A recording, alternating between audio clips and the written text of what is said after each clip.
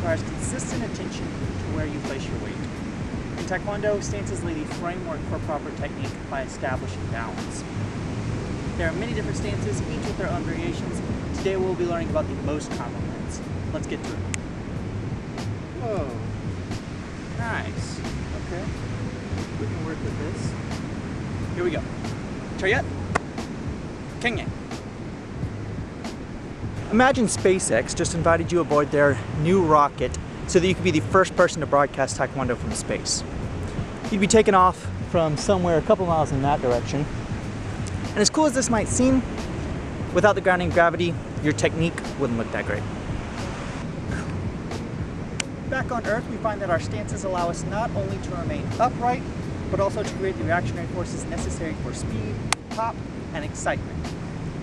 In this first episode on our journey through Tae Kwon Do, we'll be taking a look at the 4 basic stances: middle stance, front stance, back stance, and sparring stance.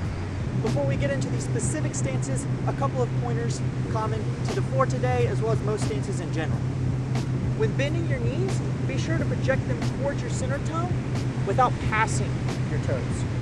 Also, keep both feet firmly planted on the ground. And finally, posture. Generally, we want the plane of our shoulders to lie parallel with the plane of our hips. The most common mistake is to allow our shoulders to lean forward, and this not only exposes our upper body, but it decreases the amount of power that we can generate from our core.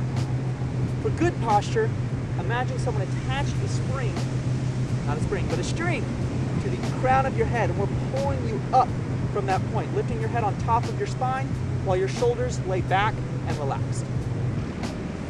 Middle stance. Fairly simple one. Think about it like a wide squat.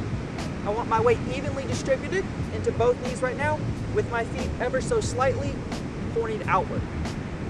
My hips are going to be aligned directly in front of me.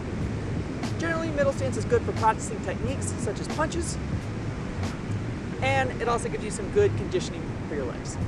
For front stance and back stance, we're going to create some tracks to help us visualize both of these. Starting in my middle stance, I'm going to bring it in just a little bit, since these stances are going to be a little narrower. Dig some holes in the sand there, and then I'm going to make my tracks.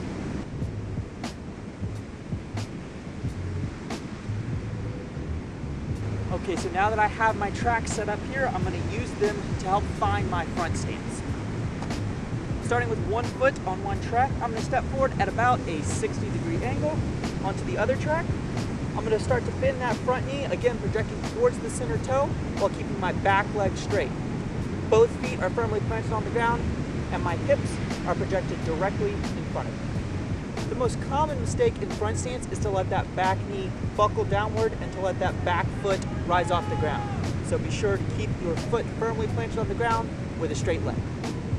Next up, one of the most difficult stances to master, back stance. This time we're going to start on the opposite track. We're going to start by making an L with our feet and maintaining that 90-degree separation. We're going to step towards the other track, but not quite on it. Back stance is going to be narrower than front stance, which, as you remember, is narrower than our middle stance. Shifting my weight towards the back, I maintain a little bit of bend in my front knee while projecting my back knee towards my center toe. Feet, as we said, are 90 degrees separated, and hips are splitting that difference at 45 degrees. The most common mistake here is to let that back knee buckle inward, like with the front stance, so make sure to keep both hips pressed outwards. Sparring is a special form of training designed to allow 2 individuals to practice techniques against each other in a simulated fighting experience. As such, the stance that you find yourself in can be somewhat individualized and may even evolve over time. However, what we are going to learn today should serve as the base for your stance moving forward.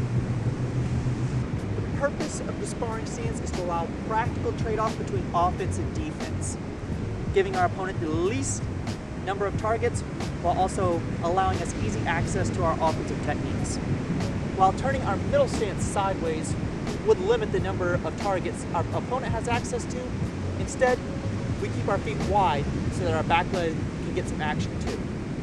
My front foot is going to be turned slightly inward, and my back foot is going to be turned slightly forward. My hips are going to split that difference, like with back stance, and like with middle stance, my weight is fairly evenly distributed. As I already mentioned, in all of these stances, our feet stay firmly planted on the ground, especially in traditional forms. However, sparring stance is the one that gets a little bit more dynamic. Enter the bounce. Notice that I'm bouncing here on the ball of my feet, the under padding of my toes. This little warm up here serves as the start of a Tae Kwon Do class. Over this next week, go back and practice finding your stances. Rewind the video and follow along with me as you find your balance with each of these stances, focusing on the different aspects that we talked about today. A good job if you have a partner is to have them come and push on you from all different angles once you find your stance. Have them push and pull on your lower legs. Find the weak points in where you stand and focus on how you can improve it. One last bit of advice. Bend your knees. Just look at the difference in these techniques.